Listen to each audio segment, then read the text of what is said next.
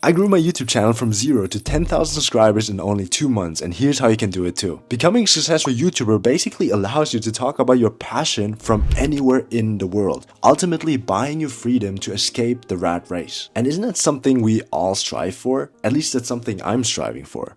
Until now, I always wanted to become a successful lawyer, and don't get me wrong, lawyers earn a lot of money and they do have impact on the world. But there was something about this idea that I was bound to a 9-to-5 job, not being able to travel unless my boss granted me vacation days, that I didn't really resonate with. Which is why this year I decided to take content creation seriously. I believe it has never been easier than in our century to become successful and rich, making money online, ultimately buying you freedom. I will give you a detailed breakdown of how I achieved this fast progress on YouTube and honestly across all the other platforms like Instagram or TikTok, because I succeeded on those platforms as well. And it was actually not luck, but I had a clear strategy in mind that you can implement to your own routine. Now, the first question that most people ask is, well, do looks matter? Like, what if I'm not attractive? And to be fully transparent, looks definitely matter. I mean, we humans are naturally drawn towards beautiful people or beautiful things. We just enjoy it. It's just good for our eyes, you know what I mean? And especially in short form content, we can see that a lot of really attractive people succeed very easily. Like, I know so many female content creators, for example,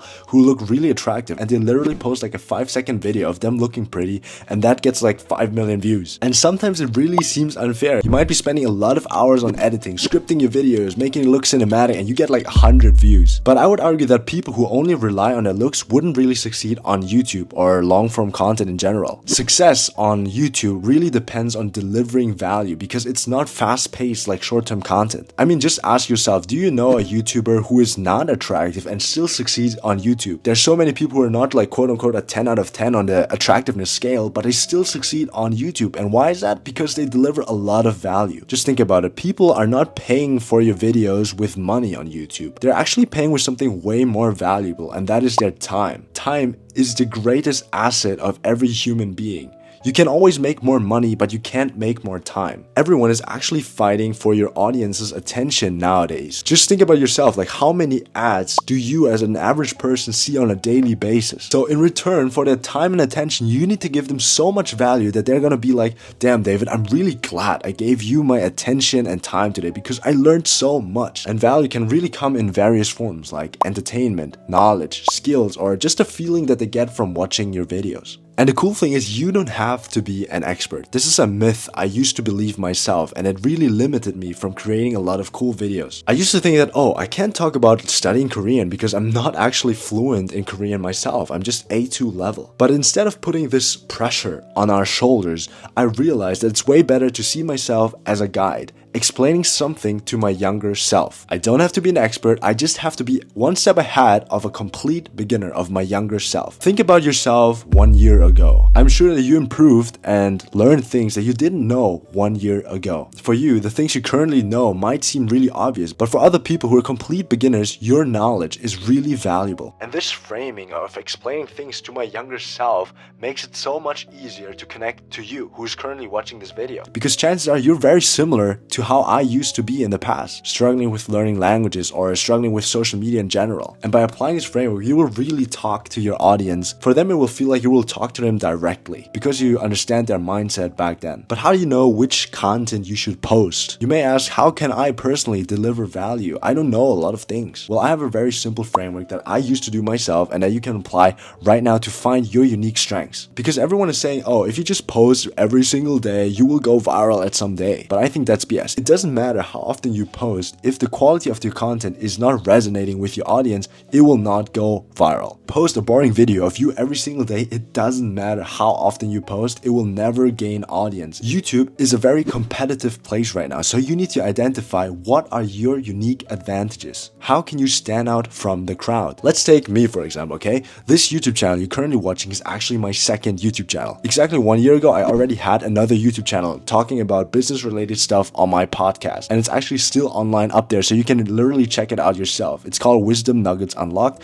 and I have like 42 subscribers after I posted regularly, consistently on that for like 2 months. So what made that channel fail while I succeeded with this exact channel in the exact same time? Well, my last channel was about business related stuff and honestly had no social proof. Business stuff was not really my strength back then because I was literally a broke law student. So when people watched my channel, they were like, oh, why should we listen to you? You don't even have money, you don't have a business, you're broke law student talking about business related stuff. That's why it didn't succeed. Also, do you know how hard it is to stand out from the crowd when it comes to business related podcasts? There's so many big podcasts out there already talking about business related stuff. And all of these channels are actually hosted by really successful people like the Joe Rogan podcast or the Diary of a CEO.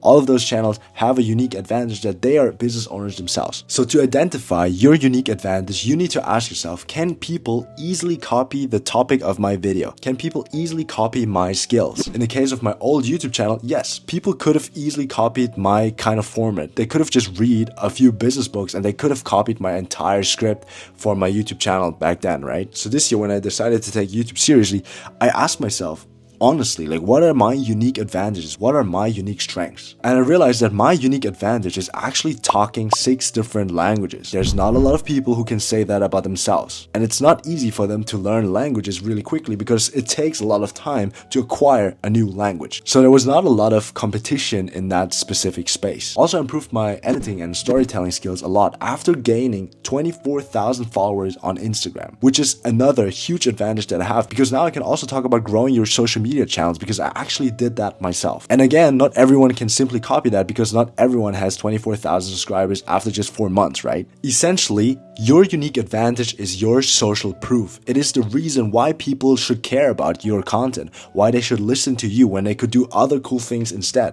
Literally think about it. Like, your audience is basically saying, okay, no, I'm not gonna hang out with my family right now, but I'm watching this guy's video on YouTube because he seems legit. So you owe it to them to make their time worth it, okay? That's why right at the beginning of your videos, you should show your expertise. You should show them why they should care to listen to you. And if you remember, that's exactly what I did in today's video. I started off this video by telling you that I managed to get 10,000 subscribers on YouTube within just 2 months, which is my social proof, which is my unique advantage. But that doesn't mean that you should fake it. You shouldn't go around and pretend to be somebody you're not. That's why I always say that I speak 6 languages, but French and Korean are at a basic level. I'm really honest with my audience because the audience is actually not stupid. At some point they might find it out and then your reputation is bad. Also, by being honest with your audience, you build trust with them. And at some point, if you want to sell them a product, you will depend heavily on their trust in you. People always seem to stress about the algorithm as if the algorithm is actually a thing. I want you to replace the word algorithm with audience because the algorithm is nothing else than your audience. So whenever you find yourself saying something like,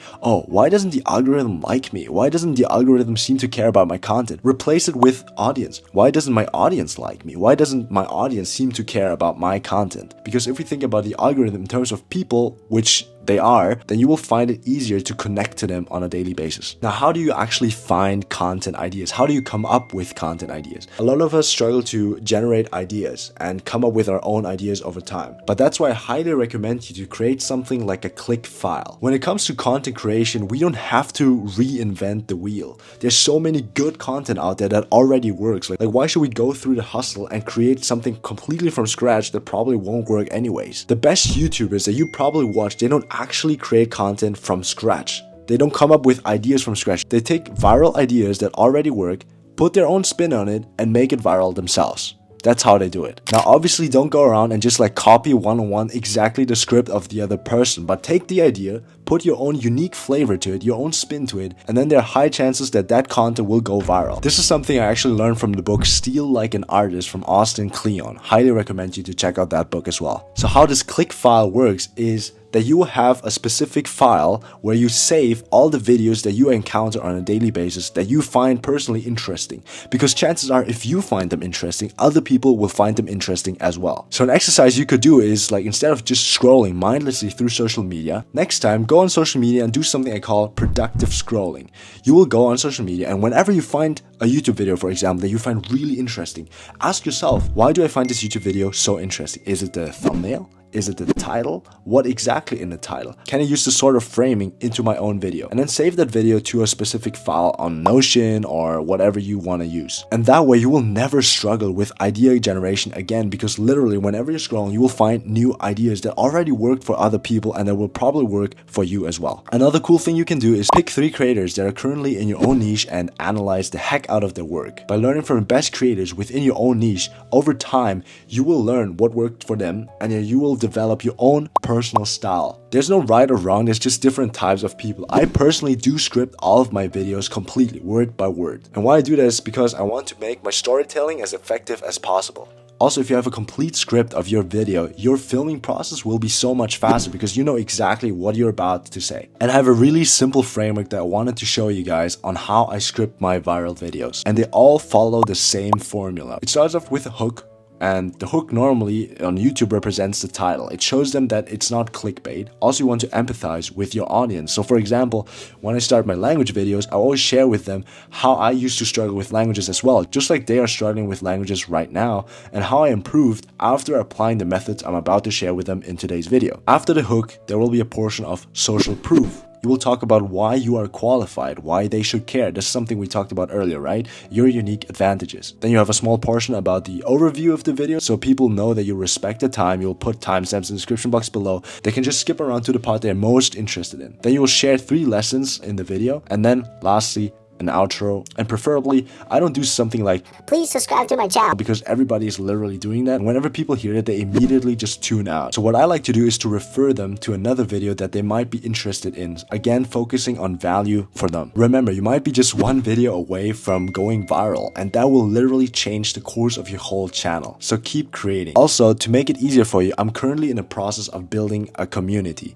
and I talked about this on my channel before. I was thinking about several communities I could create, like a language learning community or a social media community, and currently it's just too much to focus on all of those things. So I'm currently focusing on creating my social media community first, where I will offer you guys a free community and also a course where you can learn everything that you need to know to start your own social media career. So definitely stay tuned for that when I will release it. If this video was helpful for you, you might want to check out my other video, what do you do if you have too many interests? And I see you in my next video.